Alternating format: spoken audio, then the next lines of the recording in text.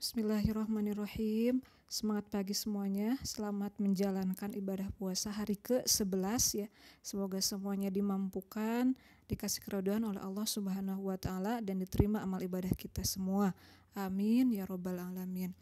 Baiklah, dalam kesempatan kali ini pelajaran produk kreativitas kewirausahaan ini kita akan membahas tentang harga pokok penjualan. Kalau kemarin kita membahasnya tentang HPP, harga pokok produksi. Ada harga pokok produksi, ada harga pokok penjualan. Nah, ini untuk harga pokok penjualan merupakan elemen yang sangat penting ya dalam laporan laba rugi suatu perusahaan atau suatu PT atau suatu yang didirikan ya. Nah, ini ya, untuk harga pokok penjualan, seluruh biaya yang dikeluarkan untuk memperoleh barang yang dijual atau harga perolehan yang dijual. Jadi pokok penjualannya berapa gitu. Ini belum ditambah margin. Jadi kita akan mengetahui harga pokoknya berapa. Nah, ini tahap perhitungan HPP di sini ada 4 tahap. Yang pertama menghitung bahan baku yang digunakan. Jadi bahan pokok yang digunakan.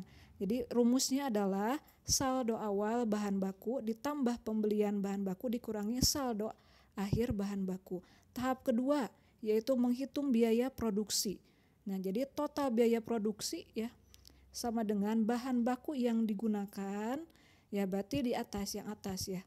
Kemudian ditambah biaya tenaga langsung, kemudian ditambah biaya overhead produksi.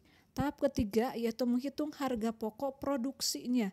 Jadi harga pokok produksi di sini sama dengan total biaya produksi ya, berarti ke atas ditambah saldo awal persediaan barang dalam proses produksi dikurangi saldo akhir persediaan barang dalam proses produksi. Yang terakhir tahap keempat adalah menghitung harga pokok penjualan atau HPP. Nah, HPP ini ya dihitung dengan cara harga pokok produksi, berarti masih menyangkut yang ke atas ditambah persediaan barang awal dikurangi persediaan barang akhir. Jadi antara tahap 1, 2, 3, 4 ini saling berkaitan. Nah, ini simpel sekali rumusnya ya, hanya tambah, kurang, ya insya Allah tidak akan sulit ya, hanya sederhana sekali. Yang penting kita selektif, mana yang termasuk bahan baku, mana yang termasuk biaya produksi. Jadi harus selektif dari pembacaan soalnya. Nah, kita akan ke contoh soal. Contoh, PTX adalah perusahaan yang bergerak di bidang manufaktur. Jadi bidang manufaktur itu ya ada bidang manufaktur, ada perusahaan dagang. Kalau manufaktur itu adalah perusahaan yang membuat suatu produk dari awal sampai akhir. Kalau produk perusahaan di bidang dagang itu adalah perusahaan yang bergeraknya di barang yang sudah jadi dari perusahaan manufaktur, jadi tinggal jual saja. Kalau ini manufaktur dari awal sampai akhir dia terlibat ya. Nah, ini menjual produk herbal instan. Pada awal April 2020 memiliki persediaan bahan baku mentah sebanyak 50 juta. Bahan setengah jadinya 100 juta. Persediaan herbal siap jualnya 150 juta. Biaya tenaga kerja langsung 25 juta, biaya tenaga tak langsungnya 7,5 juta. Untuk proses produksi membeli persediaan bahan bakunya 750 juta dengan biaya pengiriman 20 juta.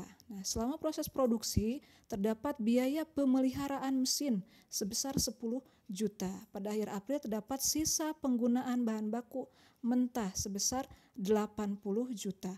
Sisa bahan setengah jadi sebesar 10 juta dan sisa herbal instan siap jual 25 juta. Ya, pertanyaannya, hitunglah harga pokok penjualannya atau HPP-nya.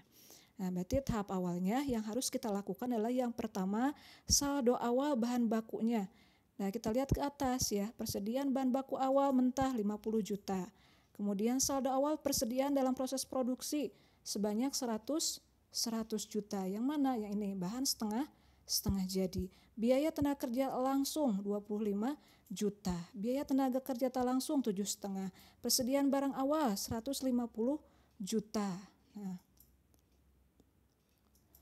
Nah, kemudian ini persediaan awal ya, termasuk persediaan herbal siap jual, termasuk persediaan awal. Kemudian pembelian bahan baku plus biaya pengiriman. Nah, ini sebesar ini 750 juta ditambah pengiriman 20 juta. Jadi totalnya 770 juta.